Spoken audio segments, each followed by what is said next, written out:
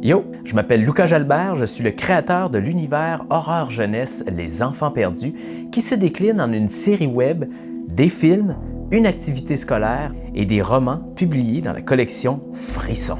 Fait pour et avec la jeunesse d'ici, le spectateur-lecteur peut s'identifier facilement aux personnages qui sont incarnés par des préados et des ados comme lui.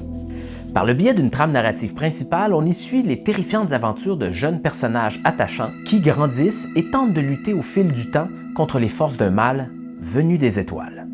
Robin a à peine le temps de voir le corps de son frère gisant sur la terre battue que la porte de la remise se referme derrière lui. Il est plongé dans le noir.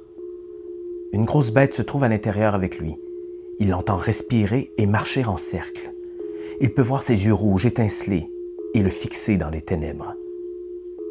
La légende disait vrai, c'est le loup-garou du cimetière. Les yeux se précipitent brusquement vers lui. L'adolescent est frappé à la jambe. Des griffes entaillent sa peau comme des couteaux. Il hurle et tombe au sol. Cette bête l'agrippe ensuite par le pied, le traînant par terre. L'adolescent s'accroche à l'épaisse fourrure du monstre. Robin serre les mains et arrache des poignées de poils, ce qui fait hurler le loup-garou. L'adolescent vite propulsé dans les airs et termine son vol dans un coin. Sonné, la lèvre inférieure fendue, Robin retrouve vite ses esprits. Son corps l'élance de partout. L'adolescent éprouve une étrange sensation. Son pied nu trempe dans quelque chose de visqueux.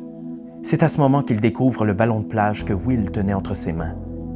Sur le sol de terre humide, il est dégonflé, déchiré d'un coup de griffe acéré. Il est imbibé de sang. Celui de Will. Prêt à faire partie du club des enfants perdus qui est à en devenir un toi-même? Alors oublie ce que tu sais, prends ton courage à deux mains et prépare-toi à être écorché durant ce long, très long voyage.